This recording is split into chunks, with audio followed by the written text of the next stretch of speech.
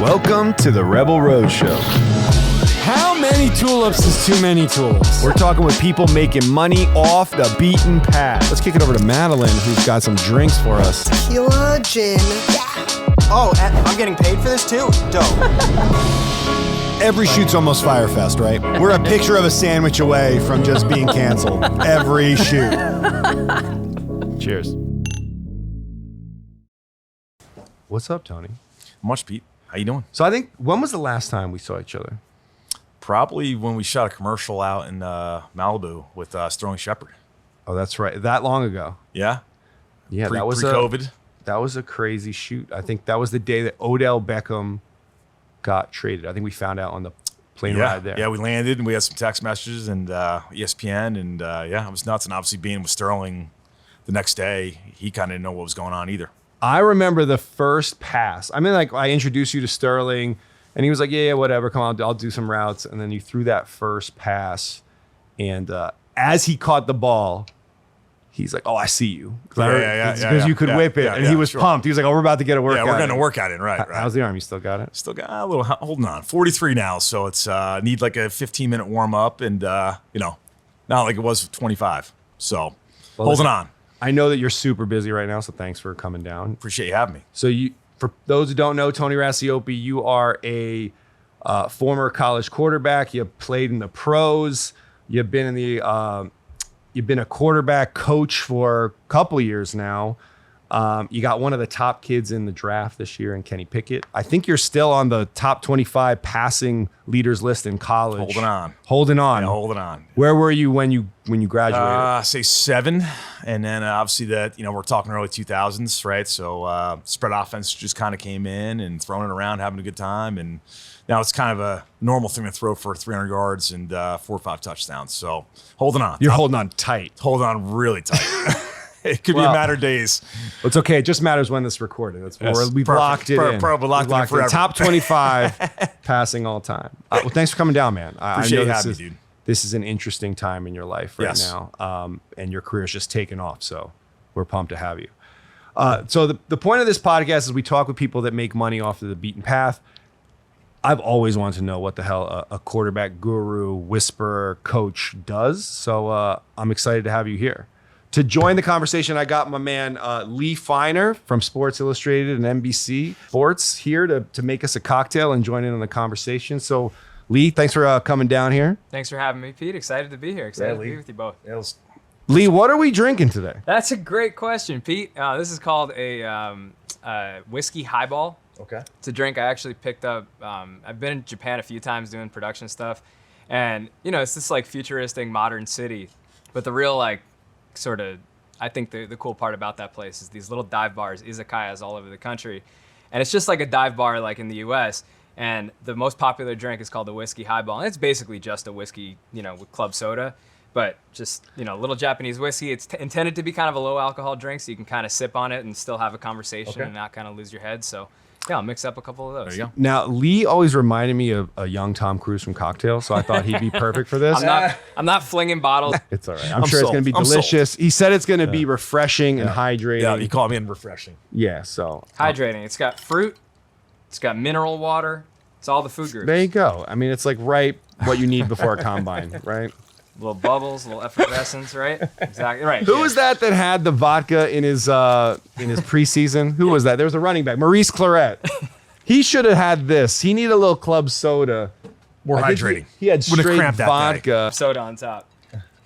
So Lee's been at a bunch of Olympics. He's covered a who's who in the sports world. So I'm pumped to have him here. And I heard he makes a good cocktail. So we'll see. Bring this over in a second. So Tony, what the hell does a quarterback coach do?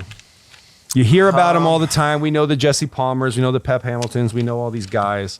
What is it that you do with a quarterback, and how much can you kind of impact them in an offseason? I think tremendously. I think that, it's funny nowadays, just how the rules are set up. People don't really know this, but, like high school kids are a whole different asset. We'll talk about college and the pro guys. So usually with college guys, they have certain many hours a week they can work with their coaching staffs in the season.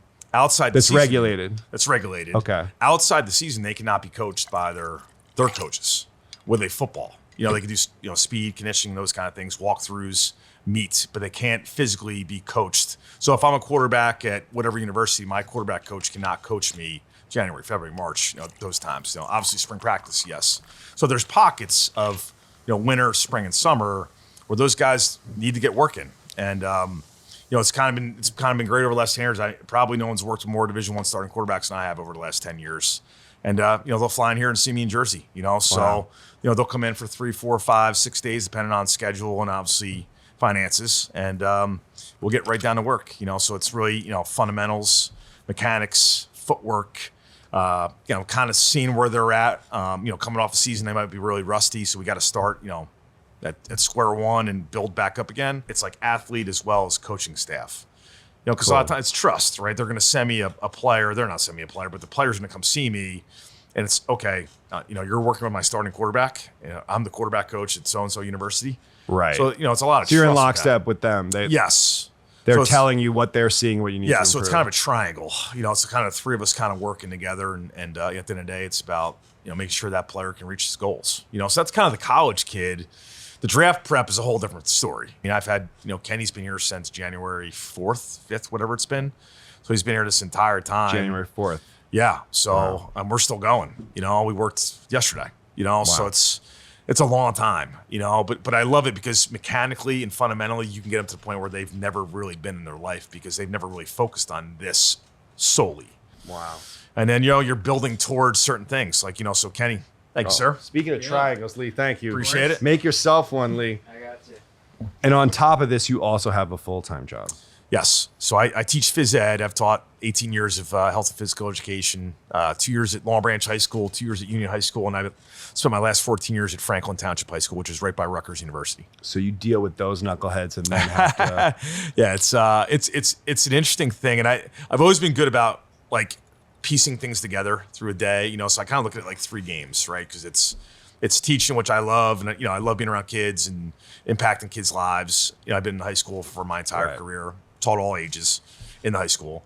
And then it's like you walk out the door after teaching a 9th grade health class, and then you walk on the field and I have, the top quarterback prospect, and I've had, 5 or 6 NFL starting quarterbacks or guys that are in a mix of the NFL starting quarterbacks come work with me over the last, month or so. So yeah, it's like 2 different worlds, and then, my beautiful wife is pregnant right now, 7 months in, and we got 2 little ones at home running around. So it's like 3 games in one day. If there was anyone that ever needed a drink, it'd be you right in this. Yeah, I'm gonna sip this one pretty good. All right, so cheers, buddy. Cheers. Appreciate you having me. Lee. Cheers, Lee. Appreciate it. Of course. That's smooth. Ooh, that's good. It's good. Smooth. Yeah, I'm That's not usually a refreshing. whiskey guy. Usually I'm a vodka guy, but that's good. Yeah. This is like Appreciate it's a low alcohol Yeah. whiskey drink, so you can kind of sip on it. Yeah, and this not- is like we're just hydrating right now. Yes. It's how we'll spin it. Yeah. Right? That's how we'll spin it. We're just We'll always hydrating. spin it. It's a right. long day. Right. So, how down to the basics do you get these fundamental drills? Like, are you like you're not reinventing the quarterback, but are you literally working on the mechanics to like a precision, step by step level? So take me kind of through that progression when somebody comes to you and they want to improve accuracy. What is it that you're first focusing on? Everybody's different. So that's what I love about it. There's certain things I believe you have to do from a fundamental standpoint and from a footwork standpoint. I think sets you up to be more consistent and get more velocity on the ball at the same time. But at the same time, everybody, again, this guy's really good at this, so we're going to polish that. We're not going to change that. But there's certain things. Why do we miss, right? And I remember playing it. The one thing that always bothered me as a player was like I was never told the times, depending on where I was, like why did I miss that throw? And it bothered me as a player. And that was the one thing I always try to give the athlete, the quarterback, is like, you missed this because of ABC, and this is what fixes that. This is the why, and this is how we're going to fix it. When did this phenomenon like start happening where everyone was getting these like quarterback coaches? Like, is this a new phenomenon in the last 20 years, or is this something that's been going on forever? I mean, there's been guys out there who have been doing it for 20 years. I would say probably the last 10 to 12, it's kind of gotten bigger, and now it's the point where you feel like everybody's got a guy. It's just the way the rules are set up. I'll be honest with you. I mean, there's some really, really good college quarterback coaches out there that don't really get to coach their guys that much. It's Right. during the season you're kind of You're putting plays in. You're preparing game plan stuff. You're I just assumed everyone was breaking the rules. You're saying no. You're saying they're really strict about this, and Yeah. Lee, are you aware of that? Yeah, I mean, the amount of time that college coaches can spend with because they have to be in class a certain amount of time. They can. I think they're only allowed like 30 hours a week 20, or something. yeah, 20 hours a week. So the amount of work it takes to be a Kenny Pickett level quarterback is a lot more than what they're allowed to put in with their college coaches. A lot of it's on your own. There's a there's gap watchdogs, to be filled, right? Yes. Yeah. I mean, it's just the way it's set up. So and listen, the NFL is the same way. The NFL is season ends. You could lift the facility, you can run the facility, you can spend a certain amount of hours, I forget what it is, in the facility, but you can't throw a football in the facility. So that's why a lot of these guys they'll finish their season right around mid-February. They start cranking it up again. So I just had Timmy Boyle, who's with the Detroit Lions, started a couple games last year for me. He spent his entire offseason with me, which has been great. He's phenomenal. Davis Webb. So these guys they want to get coached, and they kind of need it. Yeah. So it's, I've always prided myself on, I always feel like there's two kind of guys. There are guys that are coaches like me that teach things. And there's guys that kind of just put a workout together for a guy. You're not coaching them. You're kind of just setting up drills and letting them go through it and setting up a workout for a guy. And a guy kind of just does his own thing. And, I've just kind of always prided myself in teaching the position, being a coach. Like when you come, if something's wrong, I'm going to fix it. And we'll go from there. Do you know that connection of the dots that like puts you on this path of like, this is the guy you got to go see? I think the cool thing for me is that like, I really didn't start training quarterbacks. I wasn't one of those guys who've been doing it for 20 years. Like I was a phys ed guy, right? I was a 3-sport coach. I was a football, basketball, baseball guy. And I started doing some stuff on the side, like on Sundays. It almost got to the point where so many of my friends that either played high school with me or college with me were high school coaches. So I started having a lot of my buddies reach out to me like, hey, could you work my kid? He's pretty talented. He's got a good arm. He had a really good year last year, but fundamentally he's a little bit behind. Yeah. So it kind of grew from there from a high school standpoint. Like I really took a jump when I started really working at the Manning Passing Academy. How'd you get invited into that? So I interned with the Jacksonville Jaguars 2 summers in training camp, as well as Arizona Cardinals 1 year. So it's 3 years. And when I was with Jacksonville, I met a coach named Buddy Tevens, who just was there to watch practice and take notes and see drills. So Coach Tevens is the head coach at Dartmouth. And he's actually the head coach of the Manning Passing Academy. He's in charge of like the coaches. He kind of runs the show like on the field. And got met him there, started talking some ball and talking quarterbacks. And 40 minutes later, he asked me if I wanted to work the camp. And I really didn't know he was in charge. I was like, do you know anybody? He was like, I'm in charge. Wow. So, which is great. So, I sent him my resume, I sent him some references, and, sent me an email maybe 6-7 months later that I was in. And I mean, the cool thing for me is that I got to put myself in front of, Sean Payton and Mike McCarthy and all these guys, Peyton and Eli. And I think when those guys saw me teach and coach the position, like they knew I belonged, which was great. It's always nice hearing feedback from that, because that's elite. Yeah, you think you're good, and you like to know you're good, but like when you hear it from those guys and those people, I was able to work with guys there, and people got to meet me and kind of see me coach the position a little bit, and all of a sudden, coach, you mind if I come out maybe in May and work with you? And all of a sudden, guys come out and they get better, and people ask, hey, you got a lot better this year. Where'd you go? Like, what'd you do? Right. It's the players are the biggest word of mouth, so like I had RG3 coming in to see me this weekend, which is awesome. Again, he reached out to Kenny and was just like, you're so fundamentally sound. You have great mechanics. Who have you worked with? I want to come out and work with you and then work with Tony, obviously, because he's done a really good job with you, kind of thing. So yeah, I mean, I know that like when we were shooting with Sterling Shepard, that like your relationship with Davis Webb and the fact that you had worked out with Saquon on an occasion, like just you throwing the ball with him in that commercial setting, all of a sudden he was like, yeah, let's meet up. He got your number and things like that. Right. So like, I guess it's one of those things, just like production is, where it's a very small world. Sure. Once you're in the world. Yes. It's just hard to get in the world. It's hard to get in the world. Yeah. I mean, Kenny seemed to be something. I didn't know much about him coming out of high school, and I'm from the area. When's the first time you heard about Kenny Pickett? This is like, I feel like the last 2 years. Last 2 years for sure. Yeah. Yeah. And so like how much have you seen him improve, and what things did he need to improve in that did come around for him? I mean, he's special. Like he's got all the intangibles. His desire to be great, his work ethic is elite. And he's always kind of wanted to be that. He's always been a kid that's set goals and has just he's not a hypocrite. He works towards those goals. Right. And he's always been committed. Like, my facility is about an hour from Ocean. And he'll come home when he was at Pittsburgh for, it's snowing here, 9 a.m. on a Sunday, and he's up driving an hour and 15 minutes in the snow to my place just to get working, and fix things and maybe fix one thing he didn't really like that he did that year. So what we try to do is just kind of evaluate where he was at every year. Okay, what did he do well? Continue that, polish that. And then what did we struggle with a little bit that year at times? What was inconsistent maybe that we want to really get better at? And it was kind of each year was something kind of building to where we're at now. I mean, he was a kid that probably his sophomore year, I remember telling him, like, every great quarterback has a great routine.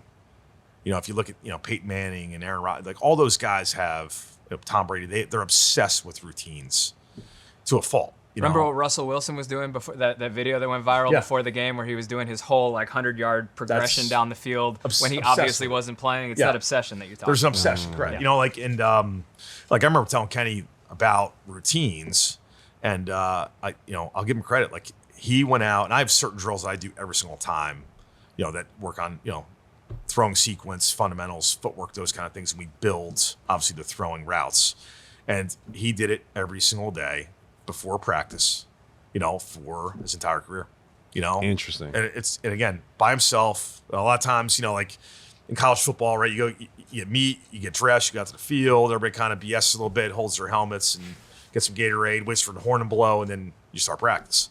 Where he would go out, take a manager or whoever wants to catch balls, and he would go through my drill sequence before every practice by himself. Wow.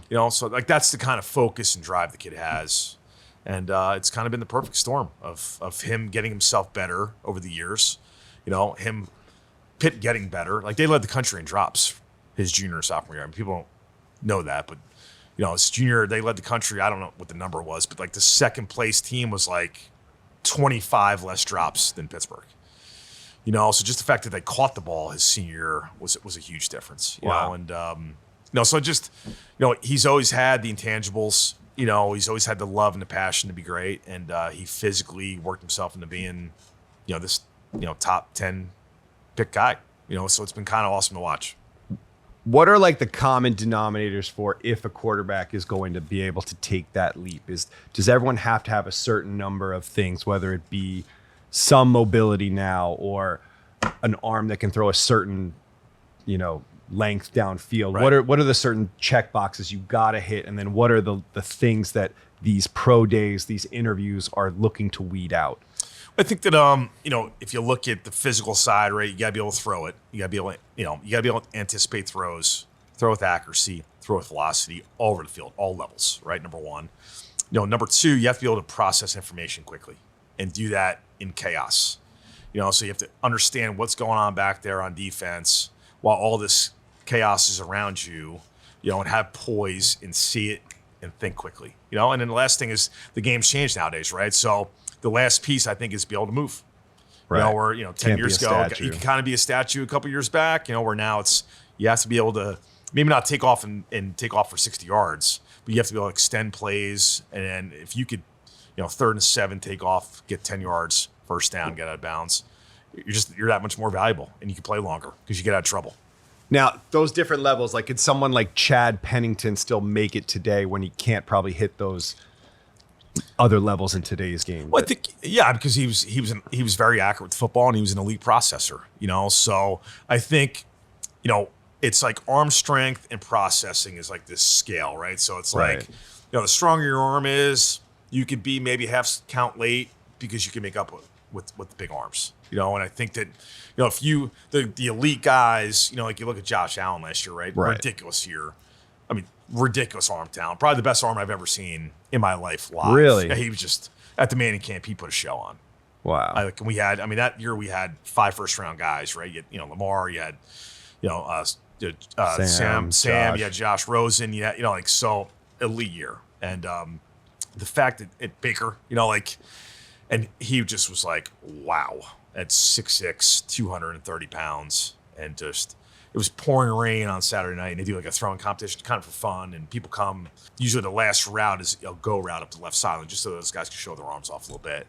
And pouring rain, and Josh throws him like 72 yards, perfect spiral, turns it over, and the place went nuts. I mean, it was like effortless for him. So when you get a guy like that, you're just now working on processing and the little fundamental things. Yeah. When someone doesn't have the arm strength, is that something that, what can you do as a quarterback coach, if anything, to get those numbers up? Well, I think, everybody has a ceiling, right? It's not like, somebody come in with the weakest arm in the world, you can't turn him into Josh Allen. Right. But I think, you can maximize their potential for sure with how you teach to throw the football. That, it's throwing a football is like a turn within a sequence. So it's not really a lot of times baseball, it's that driving, baseball pitching, load on the back leg and everything's linear. Yeah. Where football is rotational. So a lot of guys, just because when they're young kids, it's step and throw. And a lot of times just the step alone, guys will step and they lean forward and lunge. It's very similar to hitting a baseball, where you get fooled on, if you're a baseball guy, you get fooled on a curveball and you lunge. Yeah. And then it's just a weak ground ball back to the pitcher or shortstop, where it's, for us, it's the same thing. We want to step and stay back and then turn our hips and fire our hips. Now, me and Lee are Knicks fans, so we've seen firsthand what a basketball player can do in an offseason, right? We know that Julius Randle can go work with some shooting coach, and then all of a sudden his 3-point percentage is up 10%. Mm-hmm. Right? 10%? Yeah, and then it's back down 10%. Then it's back down. Yeah. Contract year. Realistically, I'm a Knicks fan as well, by the way. What's up? I said I'm a Knicks fan as well. I'm by so the way. sorry. It's been a struggle. We're getting there. I'm 43, right? So John Starks, Patrick Ewing, Charles Oakley, those were good times. It's been a while since those times. It's been a long time since those times. Yeah. Lee's much more of a realist than I am. I'm very much like, I have that false sense of hope every tip off. Like, they hear it. Yeah. Fool's gold. We won the first game. I'm talking like we won. Yeah, I'm all in. Yes. I'm bing bonging down Broadway. But how, in the football aspect, how much can a quarterback improve in an off season realistically? And have you ever seen someone kind of blow the doors off? Oh, totally. I think it depends on their commitment. Like if it's a fundamental issue, you need to fix that, and it's a repetitious thing, right? It's got to be to the point where you do that without thinking about it, and that's like I've had guys who come and they think about every throw, and it's not muscle memory yet. The key is, can you do it like thinking about coverage, reading something downfield, chaos around you, and do that fundamental that we've repped, right? Or do you go back to your bad habits? And I think that's where you need to get to, where it's instinctual. It's just something you've repped a million times that you don't have to think about. Because at the end of the day, and I tell the quarterbacks all the time, like, when we're throwing on air, doing drills, you can think about these things. You're not thinking about your front shoulder or your balance or your feet being aligned, on 3rd and 7 with 75,000 people yelling at you, in an away stadium. You're not thinking about those things. You're just trying to survive and make a play. Now, I see in the videos that you post on Instagram, it sucks, you pull it up, but it seems like you break down like what, a seven-step drop, and then each like a pause turn of the foot and then break down for me, because I see those videos all the time and I'm always curious, like, do you just do that ad nauseum so that's just like ingrained in their brain? Yes. It's almost like a dance. Here we go. Yeah, there's Kenny. Yeah, there's Kenny. Yeah, so it's a footwork thing, right? He's trying to keep his base. He's climbing the pocket, and then he's got to throw the ball to the left, which a lot of guys really, if they don't understand footwork and throwing sequence, they'll screw that up, So he's climbing the pocket, keeping the base, and he drops his right foot to the middle, so his back ankle's aligned. We always talk about making straight throws with your feet. So again, this is a drill we want to work all the time. So when this happens, when he goes to camp, it just becomes second nature. He's not even thinking about it. He's reading something down the middle, climbs the pocket, and all of a sudden he has that, hinge route or curl route or stop route out to the left, and he could just drop his right foot and fire it out there and not even think about it. So in like a 3-hour session with him, how much time is dedicated to certain mechanical movements? I'm just all the time.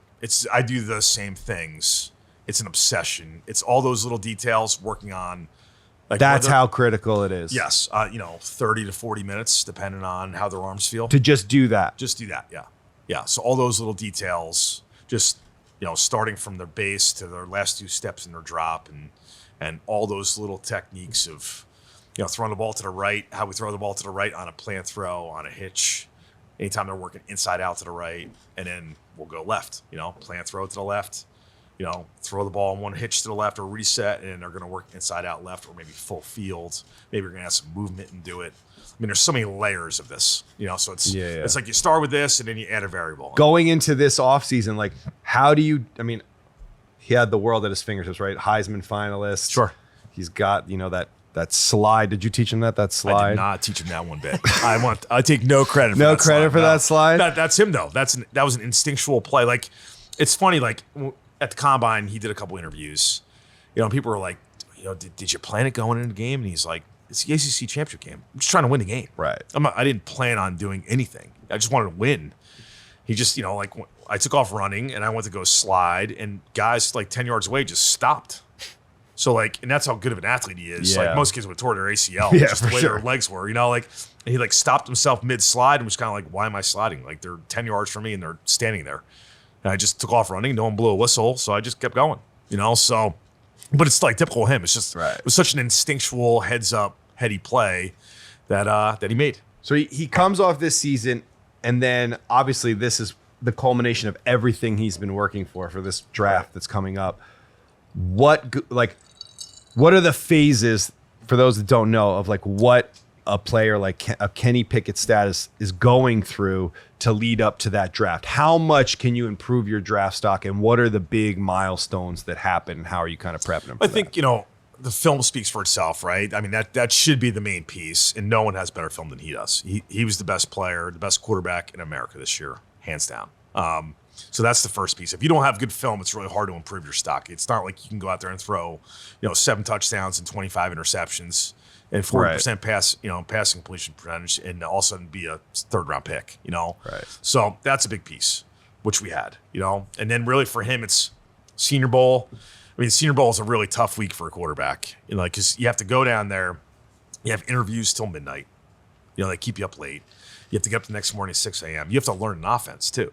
People don't understand that. When you're playing the Senior Bowl, the Jets were his coaching staff this year, so he had to learn the Jets offense during down times that he had. And how do they decide that if the Jets are? So usually it's usually the two worst teams record wise are the coaching staffs. Usually, that's how they kind of set it up. It's always the Jets. So Jets have been there a couple times. Come on, Jets, get it done. Get it done. So, but that's how they kind of set it up. So you're learning an offense, NFL wise, right? You're also on the biggest interviews of your life. It's where it's starting. You're getting 18 to 20 minutes, sometimes an hour, depending on where they're at and what day it is. And it's almost like speed dating. It's like it's interviews with the NFL teams, not media. This you're just talking about. Yes, correct. So this is you might have It's like Bengals at 2 o'clock, yes. Giants at 2:30. Yes, but that's practice time. This stuff's happening at night. This is 8 o'clock, 9 o'clock, 10 o'clock, 11:30. All of a sudden, 11:45, you're talking football with the Bengals. Wow. And then you're going to bed at 12, 12:30. You might stay up for another hour, maybe to study the playbook, because tomorrow's like a new install day. Tomorrow might be red zone or third and long. So you're literally learning an NFL offense. Obviously, it's dummied down because it's only 3 days of practice. It's not like this huge playbook, but still a lot. And then you're up early. Sometimes you're meeting with people in the morning. You're getting breakfast and you're 7 a.m. You might be meeting, and you're meeting with the coaching staff because you got to practice. Can you help them prep for that week? Yeah. Or Oh, yeah. You do. Oh, yeah. What's kind of the prep that you would do? So what we try to do is we try to look at the Jets' pass concepts a little bit. Reached out to some people that played in that offense, or it's kind of like that McVay Shanahan tree. So verbiage wise, it's kind of the same, and kind of the route concepts are kind of the same. So just we got familiar with it. So we watched film of some of their basic plays. You saw a lot just to work footwork, and they threw certain routes that maybe you want to practice a little bit, which we did. Just trying to get comfortable with. That's all. So you're just focusing on the gameplay aspect, not the speed dating aspect of it. Oh, you're doing both. I mean, so like when we sit in a classroom session, right, we're talking playbook stuff. I'm putting them through mock interviews. So like what I've done in the past, I've asked my quarterbacks every year, like, okay, what questions did you get that I did not cover this year? A lot of times it's, Coach, you covered everything. Awesome. I was totally prepared. Sometimes it was like, Coach, they asked me like what our 2-minute offense was this year. That was interesting. Like, how's your 2-minute offense? How do you run your 2-minute offense? Does it go from like big words to like one word? Is it hand signals? Is it always the first play you always start with a draw or screen, or like what's your thought process? You're down 4 You're down 2. Now field goal wins. You're down 4. You need a touchdown. So we're talk me They're through putting your them thought in process. situational things like stuff, that. right? Talk me through it. Talk me through your routine. You just played Saturday night. You just won a game. What's Sunday all the way to kickoff next Saturday like for you? Walk me through every day, every hour, what you do. Wow. So it's getting them ready to, and then you have to be ready to get thrown curveballs. Like the really good guys. The guys like Kenny go to a guy like me. Getting them ready. Right. So a lot of times it's okay. Draw me your favorite 3rd and 7 play on a board. You get up there and you're drawing your stuff, and you practice stuff a lot, right? And all of a sudden it's like, oh, hey, so where you're from? Ocean Township. Oh, nice. How many brothers and sisters you got? Sister, she played any sports? Oh, she played soccer. Like I'm using obviously Kenny as an example. So. All of a sudden 10 minutes of questions go by, and they're learning stuff about you, but also they're trying to throw you off your game. Mm-hmm. And all of a sudden it's like, okay, draw me that play again. And all of a sudden you're halfway through the play and you gotta be like, you have to remember where you're at. Interesting. Same thing. They'll teach you a play, and then they'll talk to you for a half hour.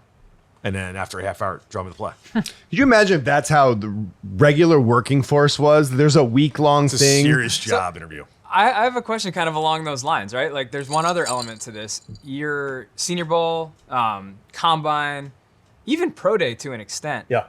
Your guys are throwing to receivers that maybe they've never thrown to before. Yes. And I'm wondering, take it to what we do, production, right? We get into an environment.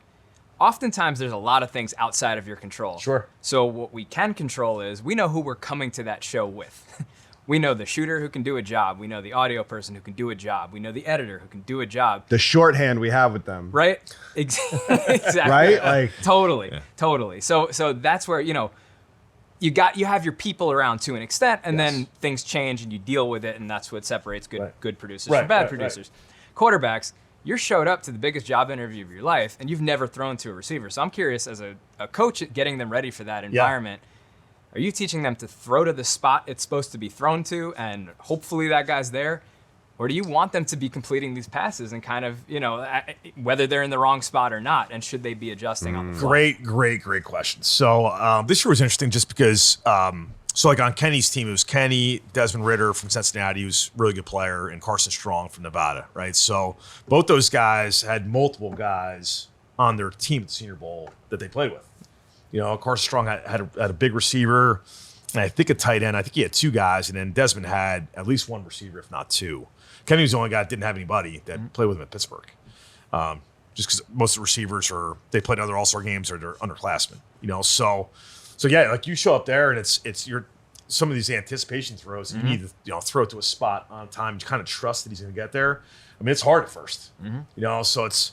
You want to be aggressive and throw it out there, but at the same time you want to make sure it's caught. So sometimes you aim it a little bit in the beginning until you get like comfortable with guys. An interesting thing this year was like Tuesday was a really nice practice. Wednesday was like the worst rain ever. I think I remember watching. It was like a 20 mile an hour wind, crosswind, in the stadium, and it was awful. Like I mean, it was just one of those days like all 3 guys just couldn't showcase how good they are. Yep. And they all had good moments. They all had bad moments, obviously, that day. But the Combine's probably the hardest one, to tell you the truth. Because at least Senior Bowl, you practice for 3 days, right? You do a walkthrough. You get to at least throw to guys a couple times. Yep. The Combine is, you get up there and this, NFL films camera, NFL network cameras in your face. And, you got to look out there and some guy you've never met before, you're going to throw, a 10-yard speed out, which is one of the hardest throws to make because it's anticipation. You got to throw it early. Yep. Accuracy, you got to throw it to a spot outside. You got to have velocity because it's an out route going away, and you have to have a little touch. You can't be like low. It's not like a true fastball. So it's like all these, and then your footwork has to be timed up with that. It's the hardest thing to do. That's why I tell quarterbacks all the time. It's usually the second throw at the Combine for forever because it's really hard to the left as a righty. Yep. It's my non-dominant side. So my feet matter too, my footwork. So.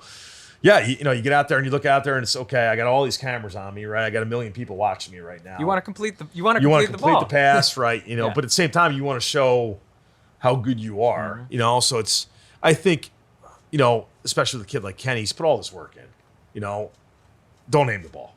Like go see it and go rip it. Can you blow the Combine? Like you miss every pass. You just get nervous. Yeah, I think so. I think that I don't think that's gonna. It's not like you go out there and just. Can you recall a situation where somebody had a terrible combine day that was like supposed to be a top pick? And I mean, I tell guys every year, like if you watch Drew Brees at the combine, he did not look really good. He missed some throws at the combine that he probably never missed in his career playing. I mean, that obviously didn't matter. Right. So it's sometimes it's like this old school footwork, right, that they've been doing forever, throwing at guys you'd never met before. Yeah, I mean, there's gonna be some misses from time to time. You might be late on a deep ball because again, like you don't realize how fast the guy is because you've never met him before. Yep. So you hold it up a little bit. Kenny had one ball to the left that he held up a little bit. And the guy kind of waited for like a half count. You're like, it's not perfect. But again, it was his first one. The next one he dropped in.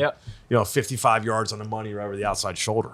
So it's just the good ones can kind of like first one's maybe a little bit off because it's the first time throwing to a guy.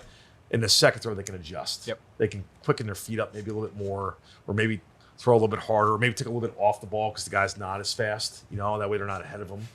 Like all those things they can kind of like within their drop kind of figure out, which is really impressive to watch. so leading up to the draft, you have Senior Bowl. You go through that week. How soon after is combine? It's like a month after? It's about a month, yeah, exactly. Month after you get combine. And then does everyone host a pro day now after the combine? Yes. Just so they can have their own receivers. Yep, and then those dates kind of they change, right? So you could be early, you could be middle, you could be late. So we were kind of like middle, which was kind of nice. And who's running that pro day? That's his college coaches No, that's there? me. That's me. you. Yeah, that's me. So we'll do is we'll put a script together of say, I don't know, 45 to 75 throws, again, depending on the guy, depending on who's running routes.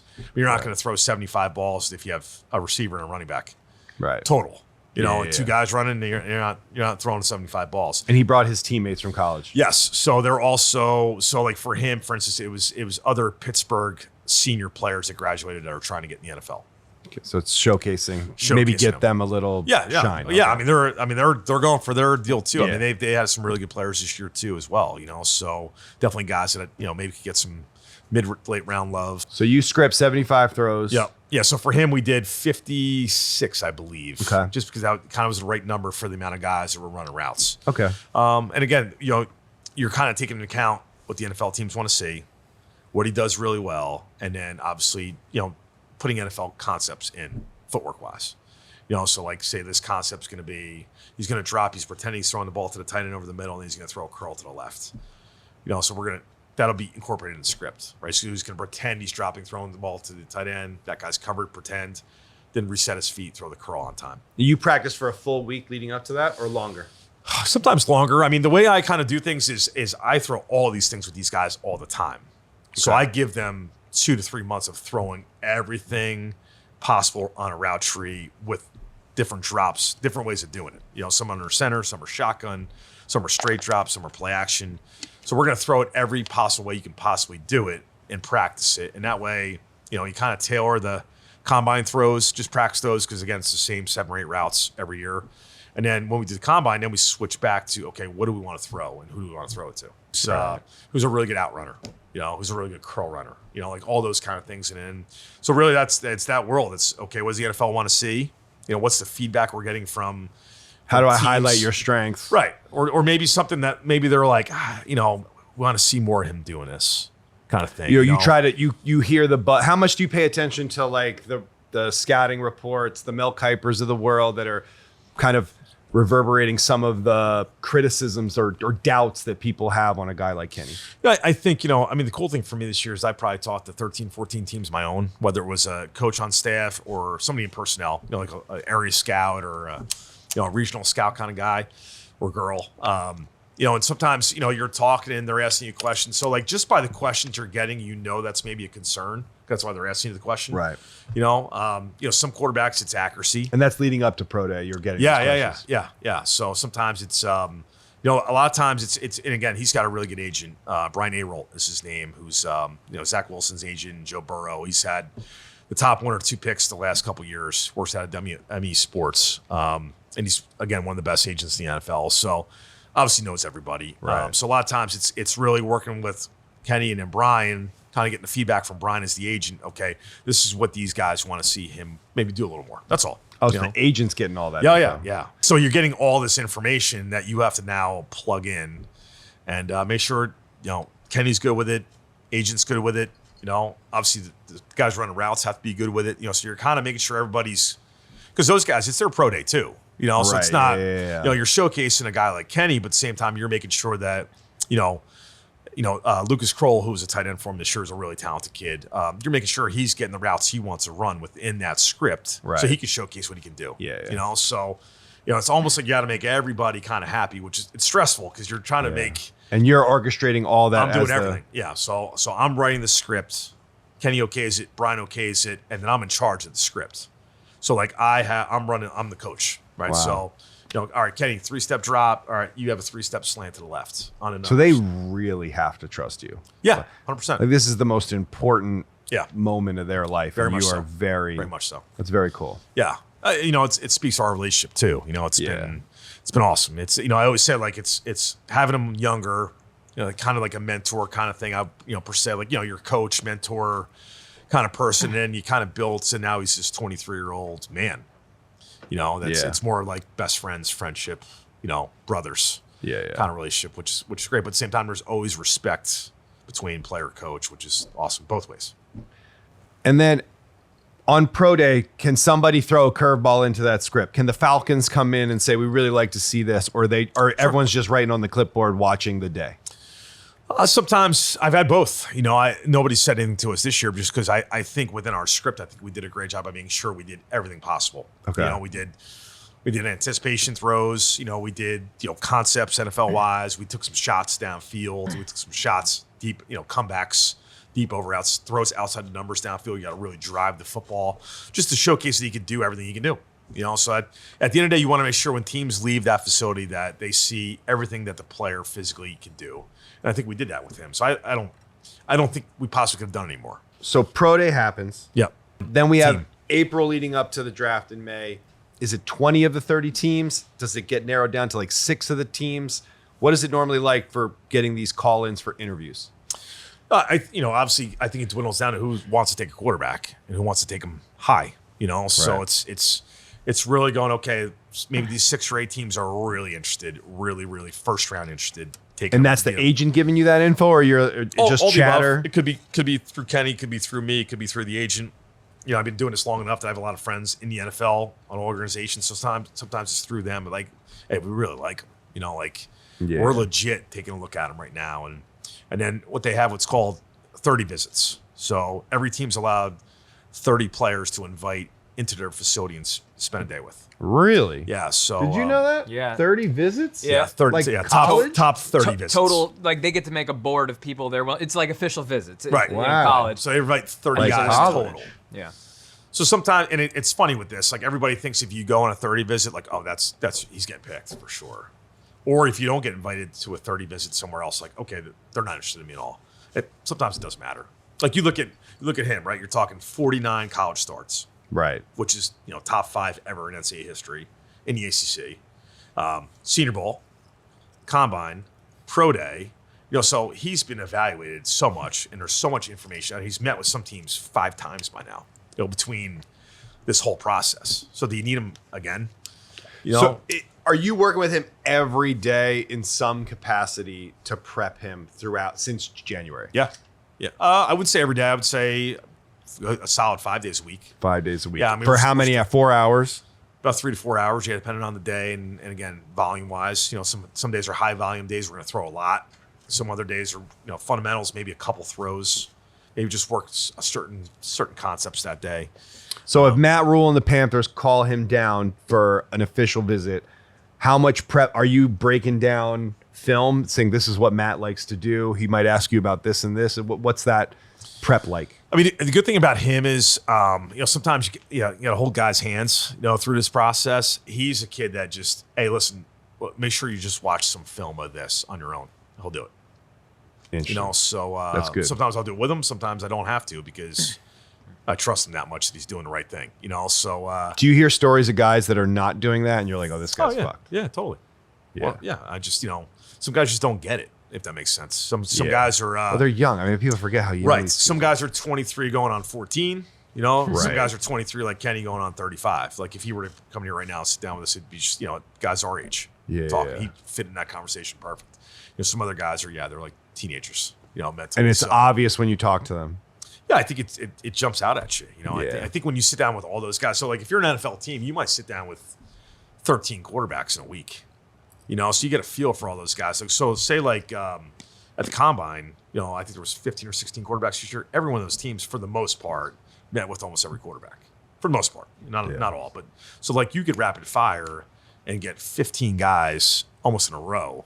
So you can really compare body language, eye contact, confidence, the way they speak, the way they can talk about their offenses, their strengths, their weaknesses, the way they can learn. Also, like I was saying before, sometimes they'll put a play on the board and they'll teach a play to you and they'll talk to you a little bit and, okay, teach me my play. Some guys could just fire it right back at you.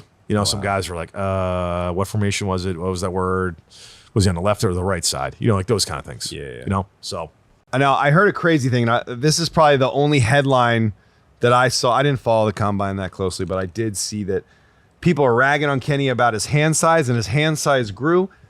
Are you part of this training the hand size? How do you do that? I am not part of the training of the hand size. I think he's a hell of a player that played in some really bad weather between Ocean Township High School, New Jersey, right, where you're playing playoff games in November and December. It's 10 degrees, it's snowing, it's raining, and then obviously Pittsburgh for 5 years. And listen, love Pittsburgh, great city, not the nicest weather in the world come November. So right.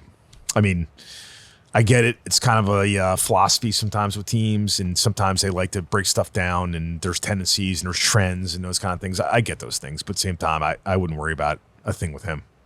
And he made his hand size bigger somehow?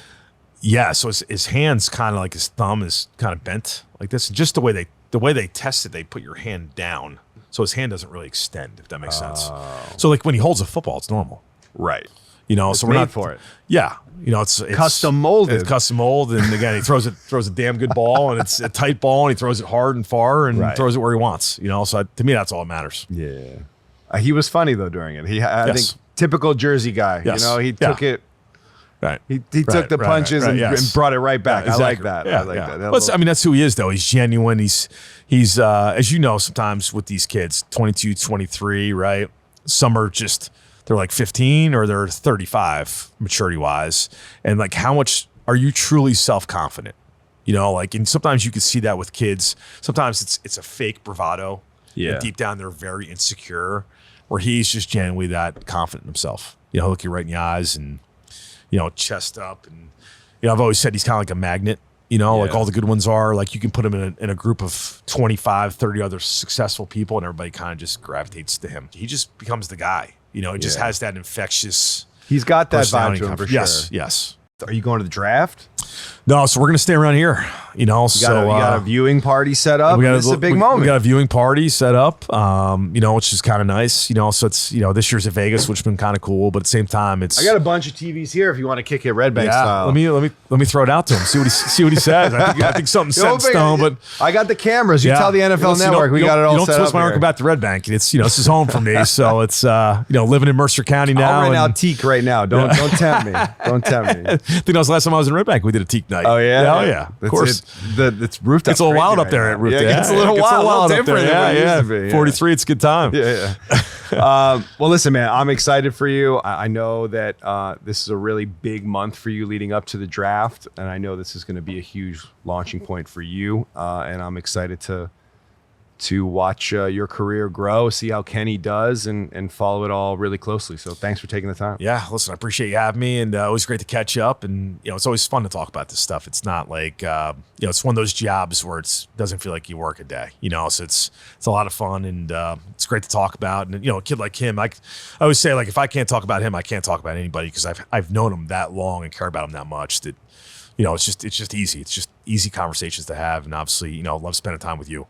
Well, listen, you brought him a long way, so sky's the limit. Everyone root for Kenny Pickett. Let's go.